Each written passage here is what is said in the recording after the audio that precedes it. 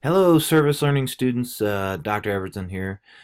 Just wanted to record a quick screencast of some final pointers that I thought I would throw out at you as you're trying to finish up these project proposals. I really have enjoyed our meetings this week going over your proposals, and I think the one-on-one hopefully has been useful.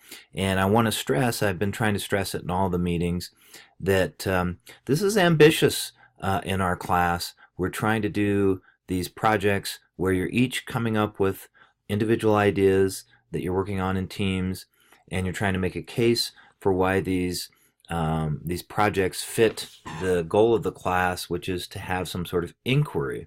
And so the process itself is it's supporting that idea. We're trying to sort out problems, and we have to call people, and we have to get out of our comfort zone, and we have to try and work with and collaborate with teammates. And it's not fun. I've mentioned this before. I have a daughter who's going to UNL, and she's doing a service learning class there right now, and she's very frustrated with a lot of the same things we're confronting in our class. A lack of clarity on instructions, going to certain places and things aren't very well organized.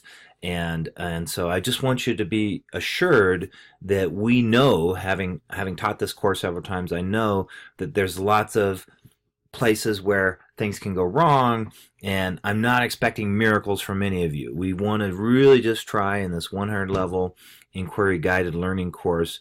We want to just try doing some of these things, and we're trying to sort of dip our toes into this arena of project building, and we're asking a lot of you, but the stakes shouldn't be too gigantically high, really.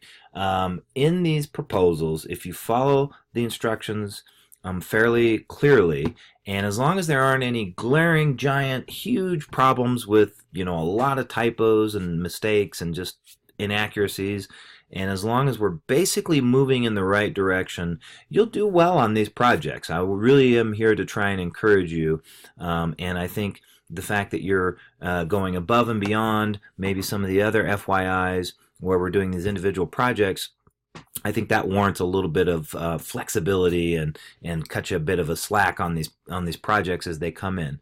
But we will try and sort of follow the goals that I've outlined in the handouts.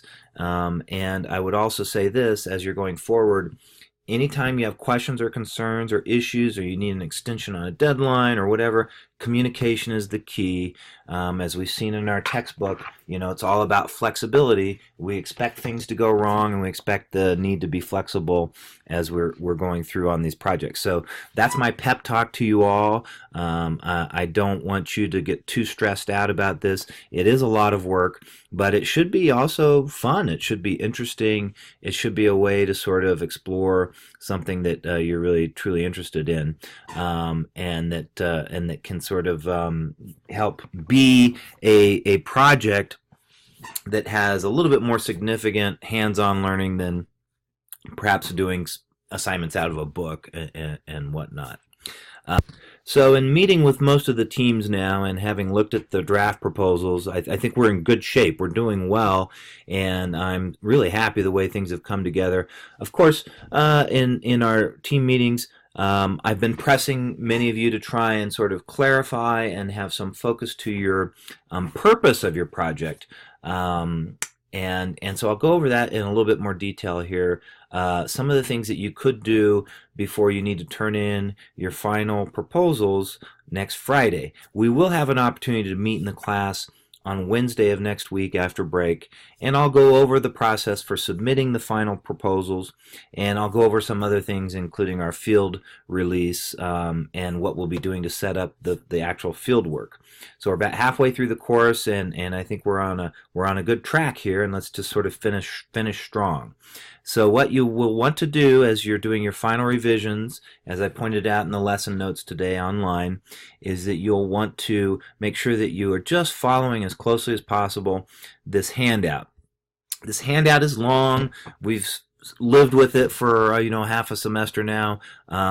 It's not perfect, but it has an attempt to try and sort of guide and help you have some structure in an otherwise perhaps unstructured environment. And so as long as your project has followed basically this format, and almost all the proposals that we've looked at have, you should be in good shape. One of the things I've been telling students in the drafts that we've been looking at is in this part one where before you all go into your individual sort of background information and biographies, if you could include a sentence or two that might set up kind of who you are as a team and the gist of the project. We know that the more detail and the specifics about your project is going to come in the remaining report, but if you could set it up a little bit more carefully at the beginning, I think then your readers would benefit because they wouldn't be confused by the multitude of voices that are in these reports. A sentence or two where you sort of outline a little bit the project and what your team is.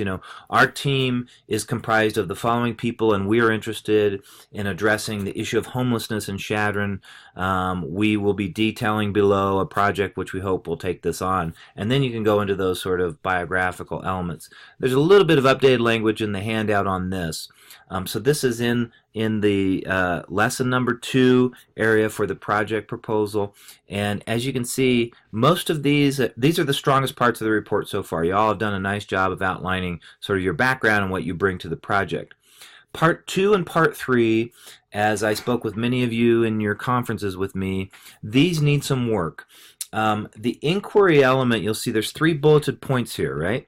And one of the things that we have been struggling with a little bit on some of the projects is defining, before we get into the actual project that you're going to do, is the idea that Part 2 sort of lays out an argument or a case for why we should be doing your project. That's the goal. That's the inquiry-guided learning. In so doing, you do all pretty much need to outline a little bit more clearly what the problem is that you're trying to address. So if the problem is hunger, what is it specifically about the hunger? Is there not food available in the community, or is it a way that people are just not aware of the number of food pantries? Is it people don't have transportation to get to the food pantry? Is it that the young people in the community are embarrassed to go to the food pantry, so we need to do something in the schools? You see what I'm getting at there? We really need to sort of make a better case for what the issue is that we're trying to solve with our actual service project. And the other way that we can do this is with specifics, obviously, in trying to sort of explain what the issue is, but also the use of sources. And most of the proposals that I saw would benefit from a lot more citing of statistics and information from outside sources, as well as maybe interviews or information from experts in the area, including your community partner. And don't forget, you can use information from our text, A Path Appears, if you want, in this section as well.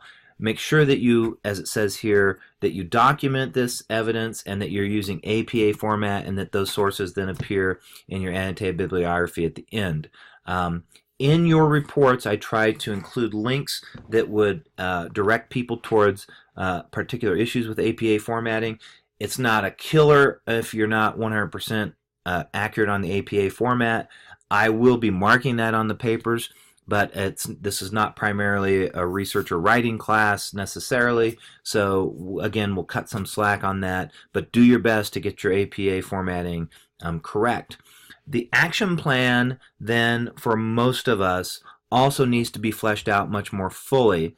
Don't forget that each of you needs to account for 15 hours. Your 15 hours, 10 hours of which should be on this on-site sort of visit, can overlap. If you're all doing the same work, you can split up the tasks, but we do need to be accountable for those 15 hours.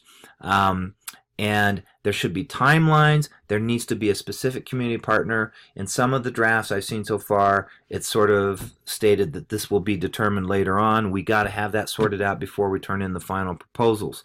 The timeline and the task list. And don't forget to fill out the ALPS form at the end, the Action Learning Plan for Service. on page 31 in your textbook. That's a pretty detailed document. Only one or two of the teams had included that in their drafts at this point. So just make sure that you're clicking off all of these bulleted points in this section of your report. And then finally, your bibliography of your resources. 8 sources. Remember, 4 of these really need to be scholarly, library type sources. They need to be annotated. There's a link here to show you how to do that. So just make sure that you're following the guidelines in the handout very closely. In the Unit 2 folder, don't forget there's a couple of sections here for writing resources, including a lot of information on APA formatting. So don't forget that that resource exists. And then finally, I thought I would point to a couple of additional student examples that I put up here.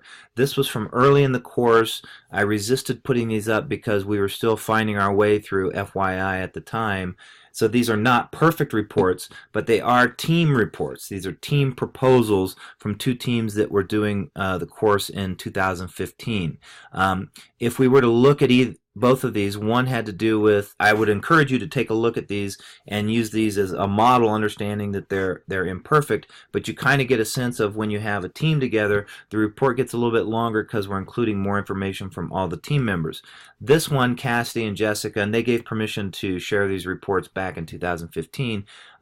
They did a service project where they went into the rest home, and as you can see, I pressed them at the time. As you go through part 1, they do their background inventory, and then as we get into part 2 here, they are outlining what the issue is. And I think even in this report I would have liked a little bit more, but I like how they're saying in part 2, you know, old people need visitors. Okay, we all get that. But what they're really saying is, according to several scholarly articles we located, older people are particularly vulnerable to social isolation and loneliness owing to loss of friends and family, mobility, or income. And then they cite a source, and the APA format is not 100% correct here, but at least they're trying to sort of set this up and then support it with actual evidence, right? I also like how they are introducing or putting in context their sources. So you might take a look at the sample to see how they're taking these outside sources and doing what I call integrating it. So they have information in here like following this trend of lonely people is increasing because Americans are continually consumed with their own lives and welfare. A statistic Joe Baker gave in his article, Serving the Elderly, see how they're identifying the source there. In the Turnitin reports, I sometimes put a little link up there, and I call this a source sandwich. So you have an introduction to the source where you explain who you're quoting and why. You have the quote, and then you have the information that follows up and explains why that's significant and relevant to what you're saying. See how they're using statistics here to make their case. They're citing correctly in APA format. All of us need to be doing more of this in part 2. Then you'll see in part 3, because this was a final proposal, they have much more detail about what they're going to be doing, who their community partner is. They have a task list. They have a timeline. They have the ALPS filled out completely. And then at the end, they have their annotated bibliography, and you just have these summaries of the sources, and for the most part in proper APA format. The other student sample that we have is from a group of 3 people that worked in this early stages of FYI to basically do work at, it wasn't closer to home, it was in a different spot. It was in another spot that was the refuge at the time on 2nd Street. And these 3 students worked on that, distributing and serving meals. And it was the same sort of thing. Yes, we understand that people are hungry and they need food, but what is the particular issue or problem that this team was going to work on? And as you can see in the part 2, they did a nice job of trying to set it up and say that there's a particular issue in this specific region is a lack of awareness of hunger and how we might publicize that more fully. In their part 2, you'll see that they are including some graphics and some outside sources to really try and dig in on the local issues with Nebraska and Dawes County in particular. And then what I really like in their part 3, they have a nice detailed action plan, and they explained what they were going to do and their partners, and they outlined their timeline and everything, and then they had their ALPS, and then at the end they had this sort of clear argument, and it goes on for several pages. I was really pressing them on this. So, what is the specific thing that we need to do to try and address hunger in the community? So, I would really encourage you to take a look at those student examples and maybe internalize some of the best parts of these that are working. And good luck with your proposals going forward. Contact me if you have any questions in the meantime, and have a good break.